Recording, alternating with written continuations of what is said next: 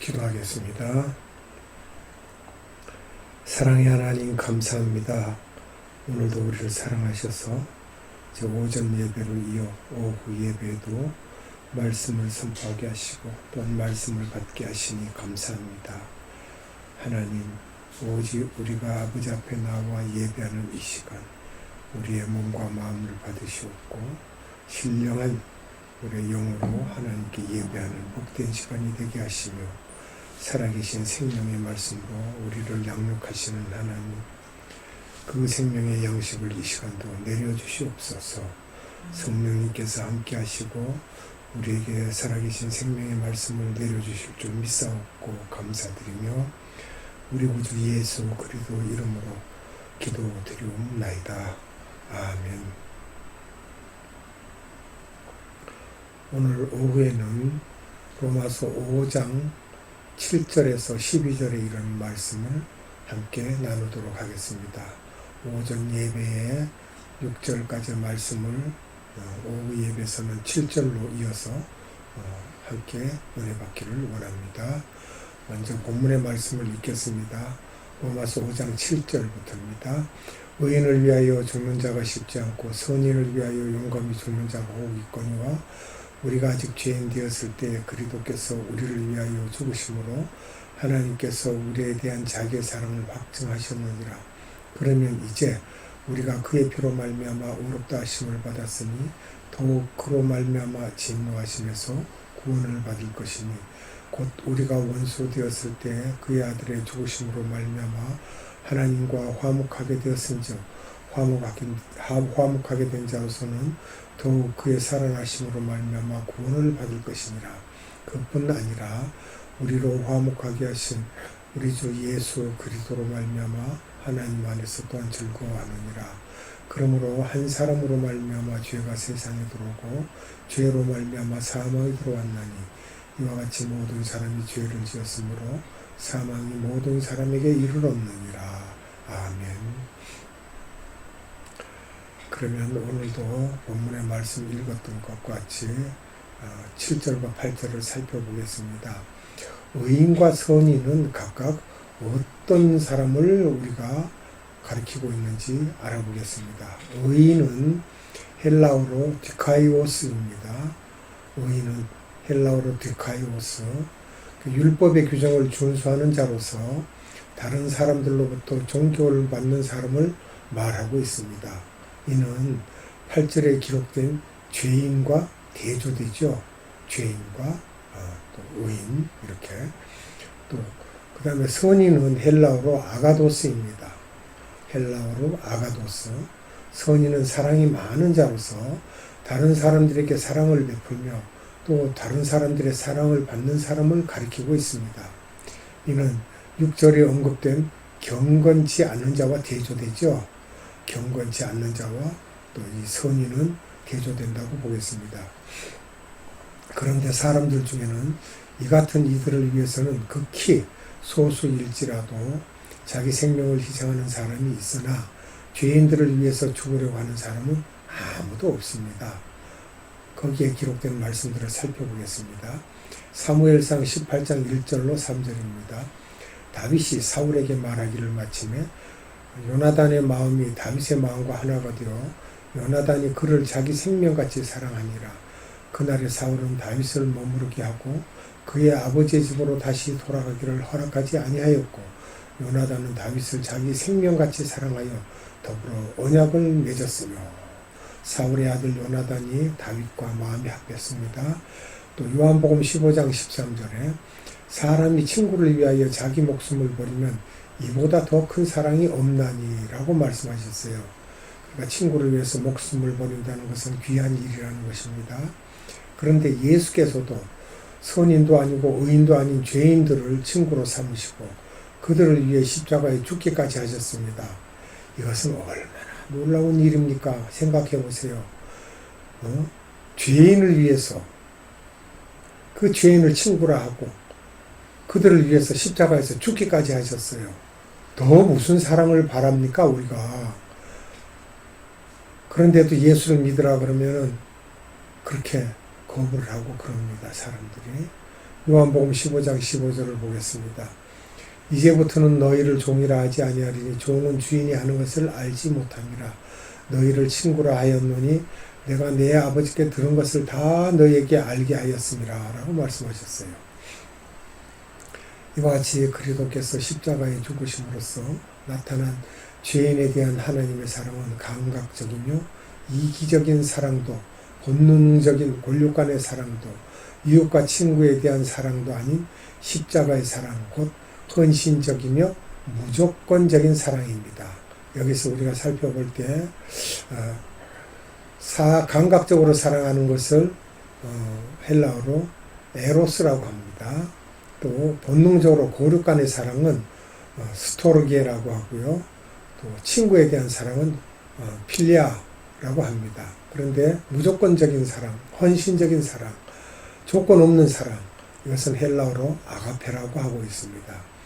요한복음 3장 16절은 너무 유명한 구절이죠. 하나님이 세상을 이처럼 사랑하사 독생자를 주셨으니 이는 그를 믿는 자마다 멸망하지 않고 영생을 얻게 하려 하심이라. 그냥도 살려주는 게 아니라 아주 영원토록 살게 해준다는 거예요. 영생을. 요한일서 4장 10절에는 사랑은 여기 있으니 우리가 하나님을 사랑한 것이 아니요 하나님이 우리를 사랑하사 우리 죄를 속하기 위하여 화목제물로 그 아들을 보내셨습니다. 아멘. 그리스도의 피로 의롭게 된 사람들은 어떠한 구원을 받겠습니까? 한번 보겠습니다. 9절로 10절의 말씀입니다.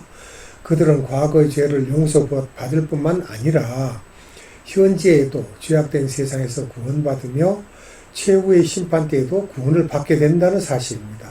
이것이 말씀으로 기록되어 있습니다. 에베소서 2장 8절입니다. 너희는 그 은혜에 의하여 믿음으로 말미암아 구원을 받았으니 이것은 너희에게 난 것이 아니요 하나님의 선물이라. 아멘. 고린도전서 1장 18절입니다. 십자가의 도가 멸망하는 자들에게는 미련한 것이요 구원을 받는 우리에게는 하나님의 능력이라. 아멘.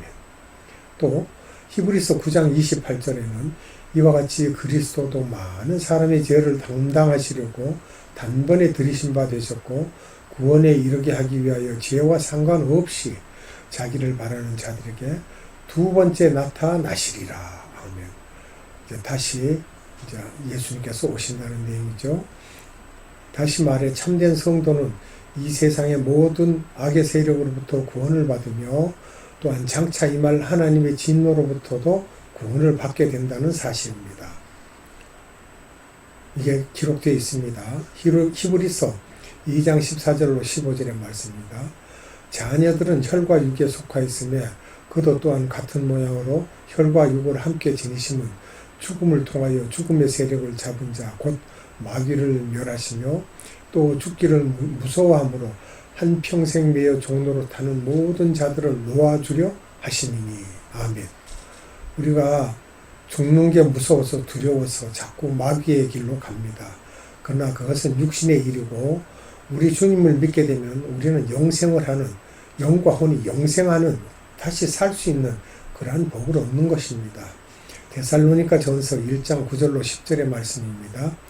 그들이 우리에 대하여 스스로 말하기를 우리가 어떻게 너희 가운데 들어갔는지와 너희가 어떻게 우상을 버리고 하나님께로 돌아와서 살아계시고 참되신 하나님을 섬기는지와 또 죽은 자들 가운데서 다시 살리신 그의 아들이 하늘로부터 강림하실 것을 너희가 어떻게 기다리는지를 말하니 이는 장래에 노하심에서 우리를 건지시는 예수시니라.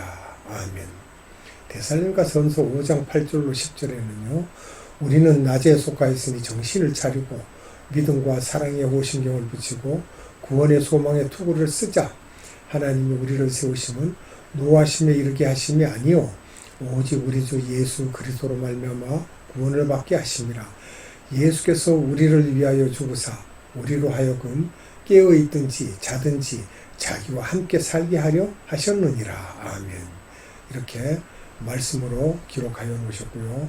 이러한 사실은 예수 그리스도께서 부활 승천하셔서 우리를 위한 하늘 처소를 예비하신 후 그것으로 우리를 영접하시겠다는 약속을 통해서도 확실히 알 수 있습니다. 이 약속이 요한복음 14장 2절로 3절에 기록되어 있습니다.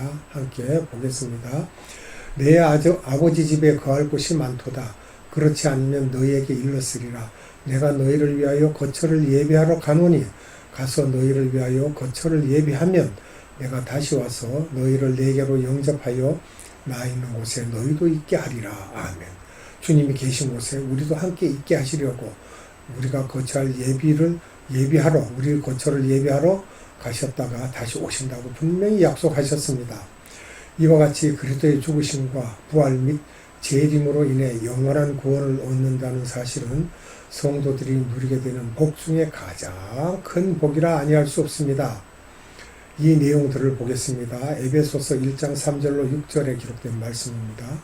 찬송하리로다. 하나님 곧 우리 주 예수 그리스도의 아버지께서 그리스도 안에서 하늘에 속한 모든 신령한 복을 우리에게 주시되 곧 창세전에 그리스도 안에서 우리를 택하사 우리로 사랑 안에서 그 앞에 거룩하고 흠이 없게 하시려고 그 기쁘신 뜻대로 우리를 예정하사 예수 그리스도로 말미암아 자기와 아들들이 되게 하셨으니 이는 그가 사랑하시는 자 안에서 우리에게 거저 주시는 바 그의 은혜의 영광을 찬송하게 하려는 것이라. 아멘. 그리고 히브리서 7장 23절로 25절에 기록된 말씀입니다. 제사장 된 그들의 수요가 많은 것은 죽음으로 말미암아 항상 잊지 못함이로되 예수는 영원히 계심으로 그 제사장 직분도 갈리지 아니하느니라.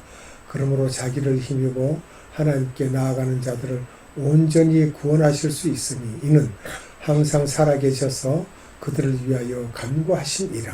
아멘. 우리 주님께서 아버지 하나님 우편에서 항상 간구하신다는 거예요. 그러면 하나님과 인간은 어떻게 하여 화목하게 되었습니까? 우리가 그걸 살펴봐야 되겠습니다. 인간은 아담과 하와의 범죄 이후에 계속하여 죄악 가운데 머물러 있었습니다. 이 죄악은 단순히 사람과 사람 사이에 관계되는 죄뿐 아니라 하나님을 무시하여 정면으로 하나님께 반역하는 죄가 되는 것으로서 인간으로 하여금 영원한 사망과 저주를 받을 수밖에 없도록 하였습니다. 그 내용들이 또 우리가 앞으로 알아갈 수 있도록 말씀드리겠습니다. 그러나 하나님께서는 죄로 인해 원수된 우리 인간을 영원히 정죄하시고 멸망하도록 버려두지는 않으셨다는 것입니다. 오히려 하나님은 원수된 우리들을 사랑하셔서 당신의 아들 예수 그리스도를 화평케 하는 자로 보내셨고 그로 말미암아 우리들로 하여금 하나님과 화목할 수 있게 하셨습니다. 그리고 그 내용을 보겠습니다. 에베소서 2장 11절로 18절에 기록된 말씀입니다. 그러므로 생각하라.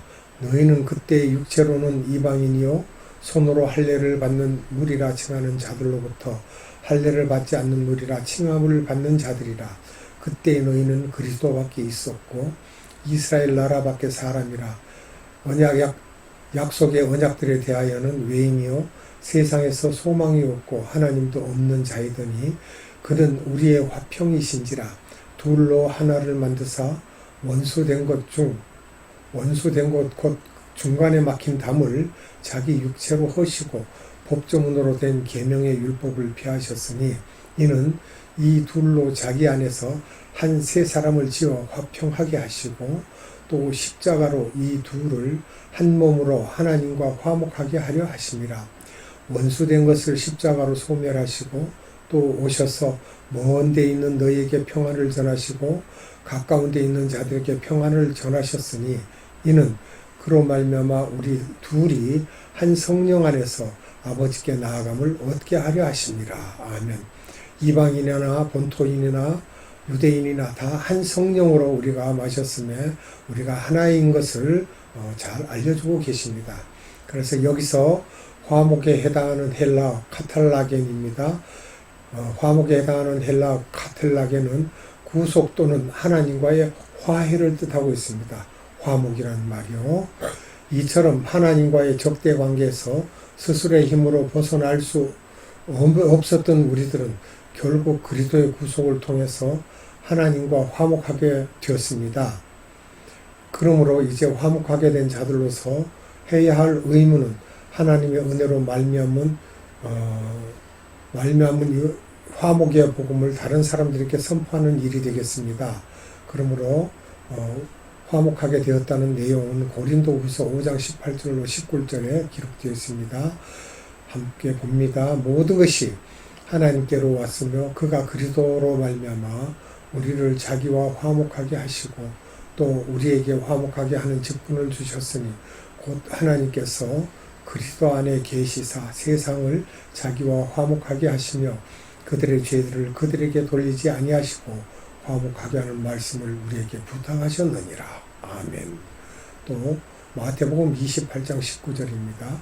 그러므로 너희는 가서 모든 민족을 제자로 삼아 아버지와 아들과 성령의 이름으로 세례를 베풀고, 그렇게 해서 우리 주님이 명하신 것을 지켜 행하게 할 수 있도록 가르치라고 했죠. 또 골로새서 1장 23절은 만일 너희가 믿음에 거하고 터 위에 굳게 서서 너희 들은 바 복음의 소망에서 흔들리지 아니하면 그리하리라. 이 복음은 천하 만민에게 전파된 바요 나 바울은 이 복음의 일꾼이 되었노라. 바울도 자기가 복음의 일꾼이라고 고백하고 있죠. 아담이 금단의 실과를 따먹은 사실이 죄가 되는 이유는 또 무엇이었습니까? 이 금단의 실과는 선과 악을 알게 하는 나무의 실과지요. 12절에 있는 내용입니다. 하나님께서는 아담과 하와를 창조하시고 그들을 에덴 동산에 거하게 하셨습니다. 이 내용을 보겠습니다. 창세기 2장 7절로 8절의 말씀입니다. 여호와 하나님이 땅의 흙으로 사람을 지으시고 생기를 그 코에 불어넣으시니 사람이 생명이 되니라. 여호와께서 하나님이 동방의 에덴의 동상을 창설하시고 그 지으신 사람을 거기 두시니라. 그래서 에덴 동산에 있게 되었습니다. 그런데 하나님은 그들에게 에덴 동산에 있는 선악을 알게 하는 나무의 실과만은 먹지 말라는 금지 조항을 주셨습니다. 이 내용도 있죠. 창세기 2장 17절입니다. 선악을 알게 하는 나무의 열매는 먹지 말라. 너가 먹는 날에는 반드시 죽으리라 하시니라. 하나님이 분명히 말씀해 주셨어요. 이처럼 하나님께서 인간에게 금지 조항을 주신 것은 인간의 도덕적 품성이 발휘될 기회를 주시기 위함이었습니다. 네가 그렇게 하나 안 하나 보겠다라고 주신 것인데, 즉 인간은 이 단 하나의 금지 조항을 어길 수도 있었고 그것에 순종할 수도 있는 자의적인 그런 지각이 있었다는 거예요. 하나님은 인간을 자동으로 조작되는 인형처럼 만드신 것이 아니라 선택의 권리가 있는 자유의지의 인격체로서 자신의 형상을 따라 지으셨기 때문에 그렇게 하셨습니다. 창세기 1장 27절입니다. 하나님이 자기 형상 곧 하나님의 형상대로 사람을 창조하시되 남자와 여자를 창조하시고 하나님의 형상대로 지었다고 하셨죠. 그러나 아담과 하와는 이 금단의 과실을 따먹음으로써 하나님이 주신 금지사항을 어겼습니다. 창세기 3장 6절을 볼까요? 여자가 그 나무를 본 적은 먹음직도 하고 보암직도 하고 지혜롭게 할 만큼 탐스럽기도 한 나무인지라. 여자가 그 열매를 따먹고 자기와 함께 있는 남편에게도 주매 그도 먹은지라. 이렇게 했어요. 그런데 여기서 아담이 금지된 실과를 따먹은 사실이 범죄가 되는 이유는 단순히 그 실과를 먹은 사실 그 자체 때문이 아니라 유혹자인 뱀의 말을 믿으면서 창조주 하나님을 의심하며 반역했기 때문입니다.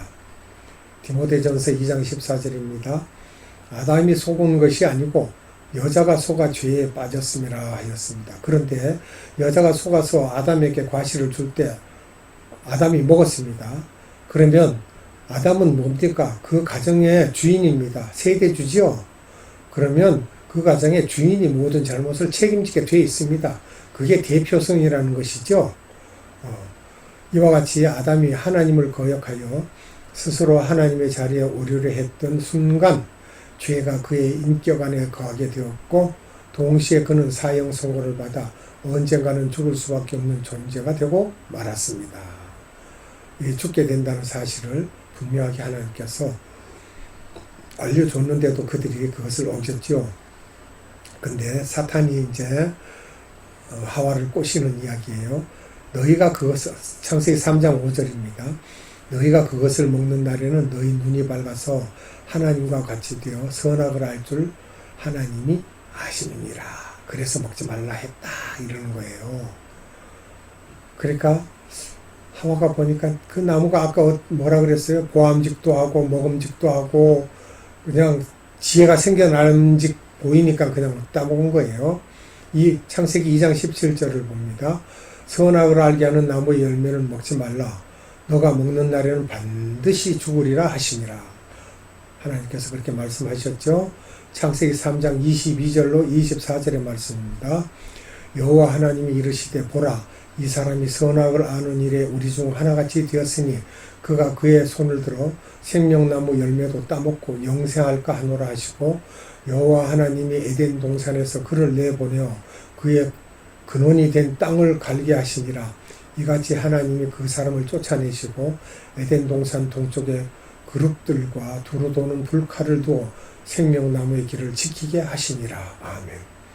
하나님이 이제는 생명나무의 열매까지도 따먹고 오래 살까봐 그 생명나무 실과를 못 따먹게 하려고 동산 밖으로 내쫓고 동산에 두루 도는 불칼을 두셨다고 하셨어요.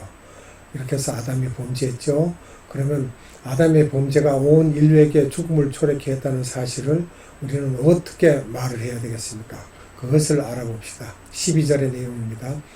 이 아담 한 사람의 죄로 말미암아서 온 인류에게 사망이 임한 것은 단순히 인류가 혈통적으로 아담의 후예이기 때문만은 아닙니다. 또한 아담이 온 인류를 대표하는 사람이기 때문만도 아닙니다. 오히려 아담 안에서 모든 사람이 하나님께 범죄했기 때문에 사망이 온 인류를 지배하게 되었다고 보는 것이 성경의 주장입니다. 고린도전서 15장 22절을 볼까요? 아담 안에서 또한 사람이 죽은 것 같이 그리스도 안에서 모든 사람이 삶을 얻으리라. 자, 아담 안에서 죽었지만 그러나 그리스도께서 그 사람들을 다시 살릴 수 있다는 이야기입니다. 성경이 그 내용입니다. 여기서 한 가지 중요한 사실은 아담은 한 개인일 뿐 아니라 인류라는 공동체에 연합된 한 부분이었다는 점입니다. 아담이 인류의 한 부분이었기 때문에 모든 인류는 그 안에서 범죄한 것이 되는 것입니다. 그리고 이런 의미에서 그의 죄는 그의 죄인과 동시에 인류의 죄가 되었던 것입니다. 이러한 정죄의 원리는 여호수아 시대에 이스라엘 백성들이 여리고를 정복하였을 때 아간 한 사람이 전리품을 모두 진멸시키라는 하나님의 명령을 어기고 전리품의 일부를 취하는 죄를 지은 대가로 이스라엘 모든 백성들이 아이성 정복에서 실패한 사실이 기록되어 있습니다. 이것은 여호수아서 7장 1절에서 5절에 기록되어 있죠. 즉 그 당시 하나님께서는 아간의 죄를 한 사람의 죄가 아니라 이스라엘 전 민족의 죄로 간주하셨던 것입니다. 이것은 우리나라가 군대에 다녀온 사람들은 거의 다 알 거예요. 어느 한 졸병이 잘못을 했습니다. 그러면 누구누구 동기 집합 이렇게 합니다. 그렇게 해서 다른 잘못이 없는 동기들까지도 한 사람의 실수로 인해서 같이 벌을 받습니다. 참 애매한 것 같으나 너는 저 아이와 같이 저런 실수를 하지 말아라 하는 그런 그런 것을 잘 표현하기 위해서 함께 벌을 줍니다. 그래야 다른 사람이 그 벌받을 사람의 그런 실수 같은 실수를 하지 않기 때문에 함께 벌을 받게 되는 것이죠. 이와 동일하다고 보면 되겠습니다. 한 사람의 죄가 아니라 이스라엘 전 민족의 죄로 간주하셨던 것입니다. 여호수아서 7장 11절을 봅니다. 이스라엘이 범죄하여 내가 그들에게 명령한 나의 언약을 어겼으며 또한 그들이 온전히 바친 물건을 가져가고 도둑질하며 속이고 그것을 그들의 물건들 가운데 두었느니라. 훔쳐가서 감췄다는 거예요. 이상에서 알 수 있는 것과 같이 인간은 홀로 고립되거나 소외된 존재가 아닙니다. 어떤 의미에서 인간은 그 속한 사회나 공동체를 떠나서는 실제적으로 존재한다고 볼 수가 없습니다. 이와 마찬가지로 교회의 공동체를 떠난 성도는 진정한 성도가 될 수가 없습니다. 그렇죠? 한 공동체 안에 있던 사람이 떠나서 다른 짓을 하고 다른 데 가 있다면 그 사람은 공동체에 함께하는 성도가 될 수가 없죠. 그와 마찬가지로 우리는 공동체에서 떠나서도 안 되고 헤어져서도 안 되고 한 성령이 우리에게 임하셨으므로 공동체 안에서 한 성령이 임한 한 지체로서 예수 그리스도가 몸된 교회가 되고 예수님의 머리가 되셔서 그 운영되는 공동체에서 우리가 떠나서는 안 된다는 이야기입니다. 그러면 한마디만 더 말씀드리고 오후 말씀을 맺도록 하겠습니다. 교회 공동체의 참여를 통해 우리 성도는 인간관계를 배우며 또한 그 가운데서 예수 그리스도의 사랑을 체험하며 성도로서의 삶을 터득하기 때문에 우리는 공동체를 벗어나서는 안 될 것입니다.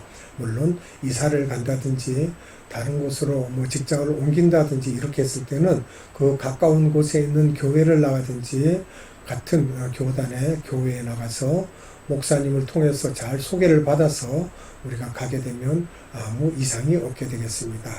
오늘도 오후의 말씀으로 이것을 맺고 또 다음 시간에 연결하여서 이후의 일을 함께 나누도록 하겠습니다. 기도합니다. 자비롭고 은혜로우신 아버지 하나님 감사합니다. 오늘도 오후에 생명의 말씀을 주셔서 우리가 공동체 안에서 어떻게 행해야 될지 또한 우리가 하나님 성전에서 어떻게 우리가 살아야 하며 범죄하는 것이 무엇인지 우리를 자각하여 주신 하나님께 감사드립니다. 하나님 우리는 죄인된 인간들이고 또한 죄악된 세상에서 살고 있습니다. 그러나 하나님께서 우리를 늘 보호하고 지키시며 우리가 그것을 이길 수 있고 견딜 수 있습니다. 오전에도 선포되었던 말씀과 같이 우리가 용광로에 단련하는 금속과 같이 그 영광로 속에 들어가서 금속이 정금이 되어 나오듯이 우리도 이 세상 영광로 같은 세상에 살면서 단련이 되어서 우리가 고난에 단련된 자로서 하나님께 나아갈 때마다 참으로 우리 심령이 하나님을 예배하고 하나님께 감사함으로 제사를 드리는 참된 복을 얻는 성도들이 되게 하시고 또한 모든 권속들이 되게 하여 주시옵소서. 생명의 말씀을 주신 하나님께 무한한 감사를 드리옵고 우리 구주 예수 그리스도 이름으로 감사하며 기도드리옵나이다. 아멘.